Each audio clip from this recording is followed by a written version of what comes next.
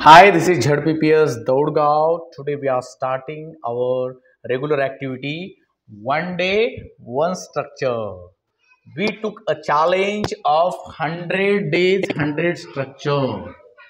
आपण 100 दिवस 100 स्ट्रक्चरचं चॅलेंज घेतलेलं आहे. त्यातला आज कितवा दिवस आहे? डे मोठ्यानं सांगा. Day okay. बघा, last day we learn the structures of like. आपण लाईकची स्ट्रक्चर बघितली. त्याच्यामध्ये आपण 1, 2, 3, 4 हे जे सब्जेक्ट आहेत आय, यू, वी आणि दे यांच्यासाठी लाईकचा वापर केला. त्याच्यानंतर ही, शी, इट, नाउन याच्यासाठी आपण लाईक्सचा वापर केलेला आहे. पण आज आपल्याला याच वाक्यांचं नकारार्थी वाक्य, निगेटिव्ह सेंटेन्स बनवायचे आहेत.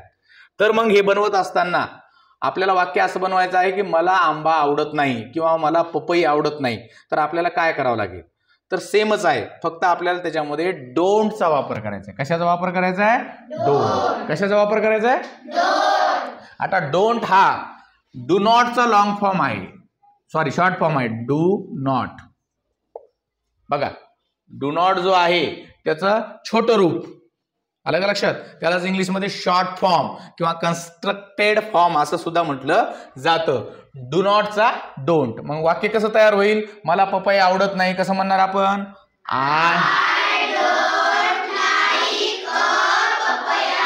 I don't like a papaya.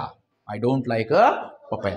आता तुम्हाला एखादी कृती तुम्हाला करायला आवडत नाही हे सांगायचे, की जसं मला गाणं गायला आवडत नाही, तर कसं म्हणणार? कोण सांगतं मला गाणं गायला आवडत नाही? सांगा. हा सांगा. मला गाणं गायला आवडत नाही. I don't like to sing a song. Sing a song. हा, मला गाणं गायला आवडत नाही. काय म्हणलं ते? I don't like to sing a song. आता समजा आपल्याला म्हणायचं की तुला गाणं गायला आवडत नाही, कसं म्हणणार? You don't like to sing a song. ठीक आहे. आम्हाला गाणं गायला आवडत नाही कसं म्हणणार?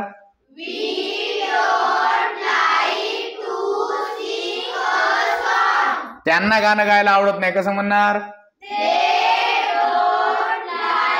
टू सिंग अ. हा, आता पूजा स्टँडअप. आता तू सांग मला की तुला म्हणायचं की मला पोहायला आवडत नाही. मला पोहायला आवडत नाही. I don't like to swim. शाबास. आता तू मला सांग की तुला पोहायला आवडत नाही. You don't like to swim. शाबास. तू सांग आम्हाला पोहायला आवडत नाही. We don't like to swim. हा, आता तू बरं राहुल, तू सांग मला त्यांना पोहायला आवडत नाही. They don't like to swim. हा, they don't like to swim. आता ह्या सगळ्यांसाठी आपण डोंट किंवा डू नॉट दोन्ही वापरू शकतो. तुम्ही असंही म्हणू शकता we do not like to swim. पण आता खाली जे आहेत ही, शी, इट आणि नाउन यांच्यासाठी आपल्याला डोंट किंवा डू नॉट वापरायचं नाही. यांच्यासाठी काय वापरायचं आहे आपल्याला? डझंट. बघा, DOESNT डझंट. आणि हा डझंट कशाचा शॉर्ट फॉर्म आहे? Does not. कशाचा? बघा, DOESNOT. बघा, डज नॉटचा हा काय आहे? शॉर्ट फॉर्म आहे, छोटं रूप आहे. मग आपण असं म्हणू he doesn't like a papaya. त्याला पपई आवडत नाही. कसं म्हणलं आपण? He doesn't like a papaya. सांगा बरं आता कोण सांगतो तुला पपई आवडत नाही कसं म्हणणार? हा सांग बेटा. हा, यू. हा, यू डझंट. हा, तुला म्हणलंय मी. तुला वरचं विचारलंय मी. आता तुला मुद्दा तुला म्हणल्यानंतर डझंट येईल का? काय येईल मग? डोंट. हा, सांग मग तुला पपई आवडत नाही. You don't like a papaya. शाबास.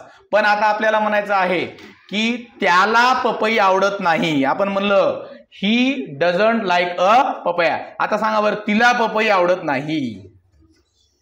तिला पपई आवडत नाही. हा, यस. शी डोंट येईल का? शीच्या पुढे काय येईल मग? शी डझंट. डडंट नाही, शी डझंट.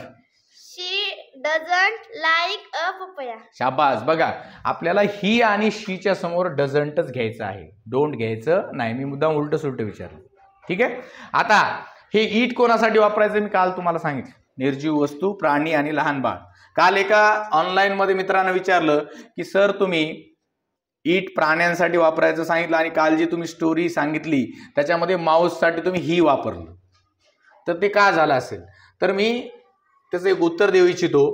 काल मी दिलं कॉमेंट सेक्शनमध्ये, पण तरीही सगळ्यांसाठी सांगतो की ईटचा वापर आपण केव्हा करतो, when we don't know the gender of animal at that time we use it. आपल्याला ज्या वेळेला पुढच्या प्राण्याचं जेंडर माहीत नाहीये, तो मेल आहे का फिमेल आहे माहीत नाही, त्यावेळेला आपण इट वापरतो.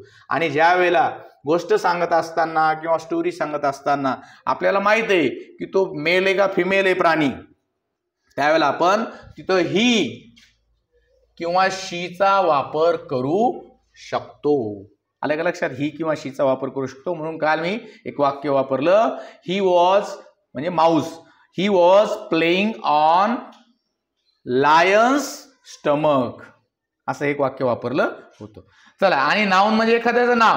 समजा आपल्याला आता म्हणायचं की मोहिनीला गाणं गायला आवडत नाही, तर काय वाक्य तयार होईल? कोण सांगतं रे?